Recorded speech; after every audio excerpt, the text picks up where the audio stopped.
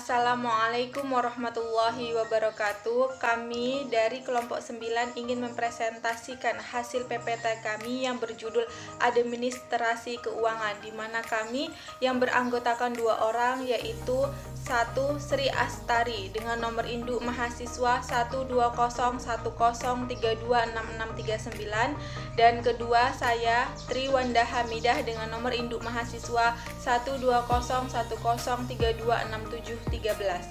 Baiklah, untuk pembahasan poin A, B, dan C akan dipresentasikan oleh rekan saya, yaitu Sri Astari. Kepada Sri Astari saya persilahkan.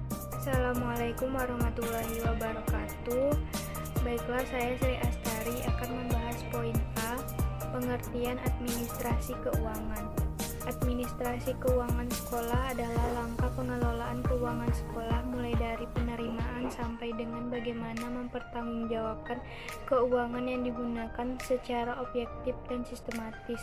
Langkah tersebut sangat penting sekali diperhatikan karena masalah pembiayaan adalah menjadi sarana vital bagi mati hidupnya suatu organisasi sekolah.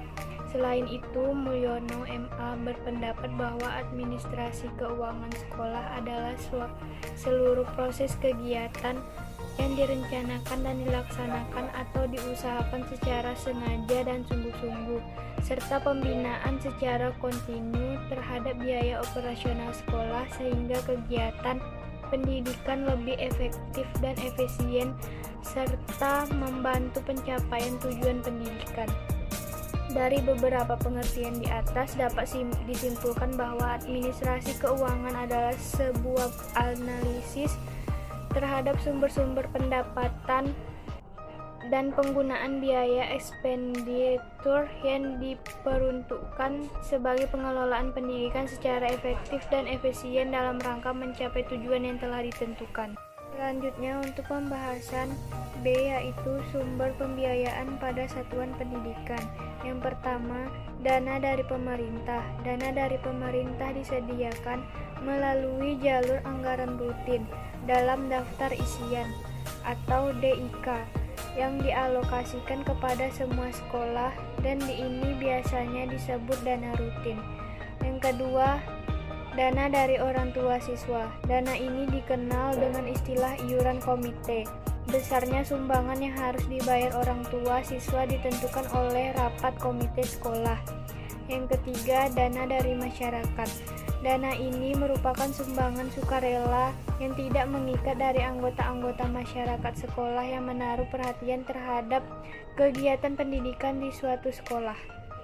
Yang keempat, dana dari alumni. Dana ini biasanya digunakan untuk membantu meningkatkan mutu sekolah, misalnya seperti buku-buku, alat, dan perlengkapan belajar.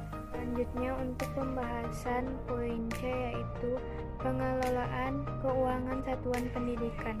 Pengelolaan keuangan adalah orang yang bertugas untuk mengelola keuangan sekolah.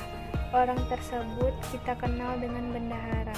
Bendahara di sini mempunyai tugas yaitu memegang buku kas umum, pemegang buku kas pembantu, anggaran, buku bank, buku pajak registrasi SPM, membuat laporan dan arsip laporan keuangan.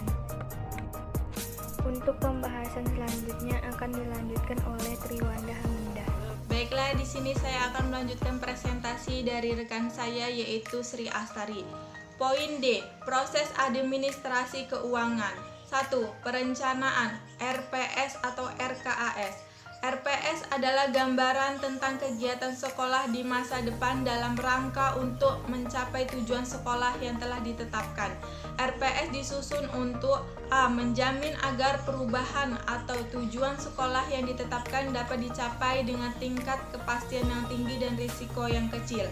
B. Mendukung koordinasi antar pelaku sekolah. C. Menjamin terciptanya integrasi, sinkronisasi, dan sinergi baik antar pelaku sekolah, antar sekolah dan dinas pendidikan kabupaten atau kota, dan antar waktu. Sedangkan RKAS harus disetujui dalam rapat Dewan Pendidik setelah memperhatikan pertimbangan dari komite sekolah dan disahkan oleh dinas pendidikan kabupaten atau kota, atau untuk sekolah negeri dan yayasan untuk sekolah swasta. Yang kedua, pelaksanaan atau penggunaan pencatatan dana. Otorisator adalah pejabat yang diberi wewenang untuk mengambil tindakan yang mengakibatkan terjadinya penerimaan atau pengeluaran keuangan. Ordonator adalah pejabat yang berwenang yang melakukan pengujian dan pemerintahan pembayaran atas segala tindakan yang dilakukan berdasarkan otorisasi yang telah ditetapkan.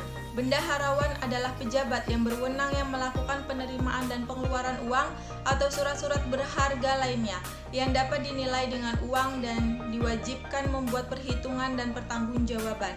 Penggunaan uang semestinya sesuai dengan alokasi anggaran yang sudah ditetapkan sebelumnya. Oleh karena itu, pengaturan penggunaan dan pembukuan keuangan tidak dapat dilakukan oleh sembarangan orang dan semuanya harus melalui proses dan prosedur yang berlaku. Yang ketiga yaitu pelaporan dan pertanggungjawaban. Pelaporan dan pertanggungjawaban anggaran rutin dan pembangunan dilakukan dengan memperhatikan ketentuan yang telah disepakati, yaitu sebagai berikut.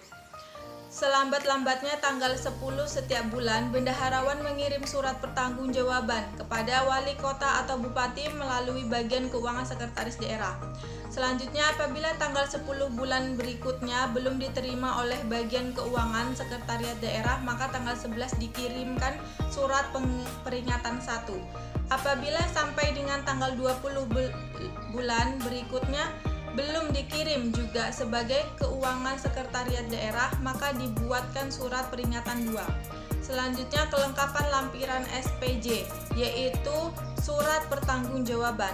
Yang terakhir, bukti pendukung atau lampiran surat pertanggungjawaban. Yang keempat yaitu pemeriksaan laporan. Pemeriksaan keuangan adalah suatu kegiatan yang dilakukan untuk melihat kesesuaian pelaksanaan dengan rencana yang telah ditetapkan sebelumnya. Pemeriksaan keuangan ini dilakukan melalui tingkat pengawasan. Pengawasan ini bertujuan agar penggunaan keuangan yang dimiliki sekolah dapat sesuai dengan perencanaan yang ditetapkan dan tidak ada penyalahgunaan keuangan sekolah di luar kegiatan belajar mengajar. Pelaporan keuangan yang diterima dan dikeluarkan oleh sekolah harus dilaporkan dan dipertanggungjawabkan oleh manajer sekolah secara rutin. Pelaporan keuangan sekolah ini dilakukan dengan tujuan agar pemerintah, orang tua siswa, masyarakat, dan pihak lain dapat mengetahui keterasparanan dana yang dimiliki oleh sekolah. Poin selanjutnya yaitu peran tenaga kependidikan dalam administrasi. Adapun beberapa peran guru dalam administrasi keuangan sebagai berikut. 1. Membuat file keuangan sesuai dengan dana pembangunan. 2. Membuat pelaporan dana usulan pembayaran gaji, rapel ke pemerintah kota. Yang ketiga, membuat pembukuan penerimaan dan penggunaan dana pembangunan. Yang keempat, membuat laporan dana pembangunan pada akhir tahun anggaran. Yang kelima, membuat laporan rencana anggaran pendapatan bantuan sekolah atau RAPBS. Yang keenam, membuat laporan tribulan dana bantuan operasional sekolah atau BOS. Yang ketujuh, penyetorkan pajak PPN dan PPH. Yang kedelapan, membagikan gaji atau rapel. Dan yang kesembilan, menyimpan dan membuat arsip peraturan keuangan sekolah. Selanjutnya, kesimpulan. Administrasi keuangan adalah semua aktivitas yang berhubungan dengan keuangan yang mencatat pemasukan dan pengeluaran yang dicatat oleh seorang bendahara. Keuangan sekolah ini bisa bersumber dari pemerintahan, orang tua siswa, masyarakat maupun dari alumni. Setiap administrasi keuangan sekolah dilakukan sesuai dengan proses yang telah ditentukan. Dalam administrasi keuangan sekolah ini, guru memiliki peran yang sangat penting. Baiklah, mungkin itu saja presentasi yang bisa kami sampaikan dari kelompok 9. Kurang dan lebihnya saya dan rekan saya Sri Astari mohon maaf. Saya akhiri, wassalamualaikum warahmatullahi wabarakatuh.